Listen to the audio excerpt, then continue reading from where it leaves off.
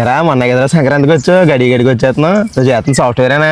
నీ ఇంటికి వస్తున్నానా పెట్టి పోసేస్తున్నట్టు మాట్లాడక ఒక్కగాడు. చిన్ని అమ్మేది చింతతకు బాలేదని ఫోన్ వస్తే తనకెళ్ళిందిరా. నువ్వు వెళ్ళలేదే మరి? నాకు ఎగ్జామ్స్ కదరా. అమ్మకి నేను సర్ప్రైజ్ ఇద్దాం అనుకుంటే తాత నాకు ఇచ్చాడు. రే త్వరగా స్నానం చేసిరా, పండుగ పూటలు కూర్చోద్దు. ఎద్దు కళ్ళు ముళ్ళంత లేకపోయినా 7 రోజులు పెత్తనానికి దిగిందని అమ్మలేనంత మాత్రం అమ్మలా ఫీల్ అయిపోకు నువ్వు. బావ నేను వచ్చాను రా, మన వాళ్ళందరినీ తీసుకుని భద్రం టీ షాప్ దగ్గరికి వచ్చాయి.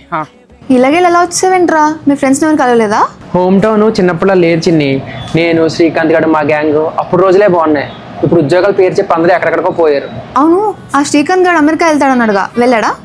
రే ఇదిగో ఉగాది పచ్చడి. ముందు ఈరోజు తగిలితే ఏడాదంతా అలానే ఉంటుందంట. పట్టు. అలాంటప్పుడు ముందు బెల్లం వేసి చేయొచ్చు కదా.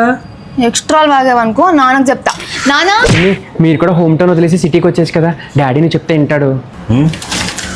హోమ్ టౌన్ అంటే అమ్మా నాన్న ఉండే ఊర్రా, చిన్నప్పటి జ్ఞాపకాలు ఉండే చోటు. రే ఈ అన్నిటిని తీసుకెళ్ళిపోతే ఇంకా పండగలకి ఎక్కడికి వెళ్తావు నాన్న?